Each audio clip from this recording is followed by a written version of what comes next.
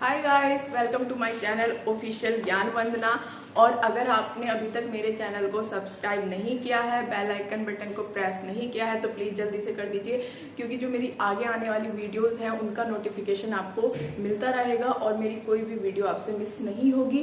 तो चलिए जल्दी से स्टार्ट कर देते हैं हम अपना आज का टॉपिक, जो कि है चाइल्ड डेवलपमेंट एंड पैडागोजी, जो साइकोलॉजी का एक पार्ट है। तो यहाँ पे मैं ये क्लियर कर देती हूँ कि जो वैसे तो हमारा जो साइकोलॉजी है सभी कॉम्पिटिटिव एग्जाम्स का एक कंपलसरी पार्ट होता है, बट स्पेशली जो बच्चे UP TET, C TET, NBS, KBS, DSSB and other teaching competitive exams की प्रिपरेशन कर रहे हैं, और साथ ही जो बच्चे बीएड बैचलर ऑफ एजुकेशन में स्टडी कर रहे हैं, उनके आने वाले टाइम में एग्जाम स्टार्ट होने वाले हैं, तो उनके लिए भी लेक्चर बहुत इंपॉर्टेंट होगा। तो प्लीज कंटेंट को समझने के लिए वीडियो को लास्ट तक जरूर देखें, तभी आपको पूरा का पूरा कंसेप्ट क्लियर होगा। तो चलिए बिना देर किए हम जल्दी से शुरू कर देते हैं। तो यहाँ पे सबसे पहले मैं आपको ये बताना चाहूंगी कि जो साइकोलॉजी सब्जेक्ट है, ये स्टार्टिंग में अपनी इसेंशियल स्टेजेस में एक पर्टिकुलर सब्जेक्ट नहीं था। ये एक बेसिक पार्ट था, एक ब्रांच थी, एक शाखा थी फिलॉसफी की, जिसको मदर ऑफ साइंसेस कहा जाता है। और इसको एक पर्टिकुलर सब्जेक्ट बनाने का जो श्रेय जाता है वो जाता है विलियम वुंड को, जिन्होंने की first lab of psychology establish की थी लिप्जिंग, जो जर्मनी में एक प्लेस है वहां पर। और इसके बाद ये एक पर्टिकुलर सब्जेक्ट के सामने हमारे सामने आया। और यहाँ पे ये जो साइकोलॉजी वर्ड है, ये किन दो शब्दों से मिलके बना है, यहाँ पे मैं आपको ये क्लियर कर दूं। तो बच्चों, ये एक ग्रीक वर्ड से मिलके बना है, जो कि है साइकी, जिसका मीन्स होता है सोल, आत्मा, एंड लोगोस, जिसका मीन्स होता है स्टडी, अध्ययन, मीन्स स्टडी ऑफ सोल को अपनी इसेंशियल स्टेज में साइकोलॉजी किस लिए जाना जाता था? स्टडी ऑफ सोल के लिए, जिसमें हमारे अरस्तु, प्लेटो और जितने भी हमारे भारतीय ऋषि मुनि थे इसी कंसेप्ट को फॉलो करते थे। लेकिन जैसे जैसे टाइम चेंज होता रहा, जैसे जनरेशन चेंज होती रही, जैसे सेंचुरी चेंज होती रही, तो ऐसे ही इसका जो मीनिंग था, इसका जो कंसेप्ट था, वो भी धीरे धीरे चेंज होता गया। तो चलिए देखते हैं इसका जो आज हम जानते हैं 21st ऑफ सेंचुरी में जो साइकोलॉजी जाना जाता है, वो बेसिकली जाना जाता है स्टडी ऑफ ह्यूमन बिहेवियर के लिए। मतलब प्रेजेंट टाइम में साइकोलॉजी क्या है? मानव व्यवहार का अध्ययन है। तो चलिए हम स्टार्टिंग से देखते हैं कि स्टडी ऑफ सोल से स्टडी ऑफ बिहेवियर तक ये सब्जेक्ट कैसे पहुंचा। तो चलिए हम स्टार्ट करते हैं। तो बच्चों, यहाँ पे हमारा जो 16th सेंचुरी में साइकोलॉजी जाना जाता था, वो जाना जाता था स्टडी ऑफ सोल के लिए, आत्मा के अध्ययन के लिए।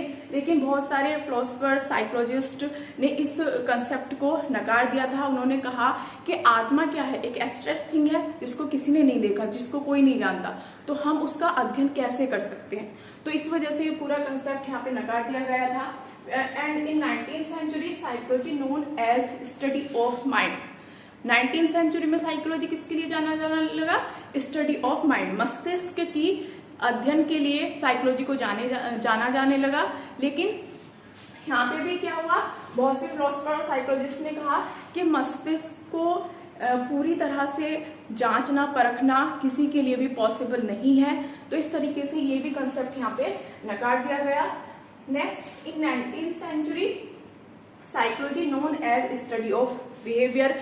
और प्रेजेंट टाइम में हम साइकोलॉजी को किस लिए जानते हैं? स्टडी ऑफ ह्यूमन बिहेवियर, मानव व्यवहार के अध्ययन को हम साइकोलॉजी कहते हैं। यहाँ पे बच्चों एक बहुत ही फेमस कोटेशन है, वो क्या है? Psychology first lost his soul, then it lost its mind, then consciousness, now some sort of behaviourism is left. Means psychology ने सबसे पहले अपनी आत्मा का त्याग किया, फिर उसने अपने मस्तिष्क का त्याग किया, फिर उसने अपनी चेतना भाई किसी लड़की का नाम नहीं है, चेतना हम कहते हैं जो हमारा कॉन्शियसनेस होता है, ठीक है, जिससे हम चीजों को रॉन्ग और राइट में डिफरेंस करना सीखते हैं, ठीक है। और अब ये किस लिए जाना जाता है?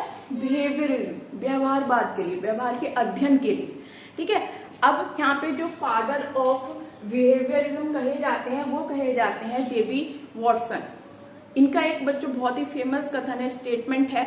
ये कहते थे कि मुझे कुछ नए जन्मे बच्चे इन्फेंट चाइल्ड दे दीजिए और मैं उनको वैसा बना दूंगा जैसा कि मैं बनाना चाहता हूँ। क्योंकि उनका मानना था कि हम जिस एनवायरनमेंट में बच्चे को रखते हैं उसका जो पर्सनालिटी डेवलपमेंट होता है वो उसी तरीके का होता है। वो वही लैंग्वेज सीखता है, वो वही कल्चर सीखता है जैसे कि एनवायरनमेंट में वो रह रहा है।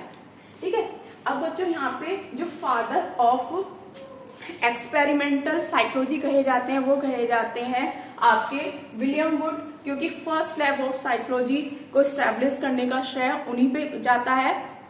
और इंडिया में जो फर्स्ट लैब ऑफ साइकोलॉजी को स्टैब्लिश किया था वो क्या था, प्रोफेसर एन सेन गुप्ता, नरेंद्र नाथ सेन गुप्ता ने कोलकाता में, ठीक है, 1916 में।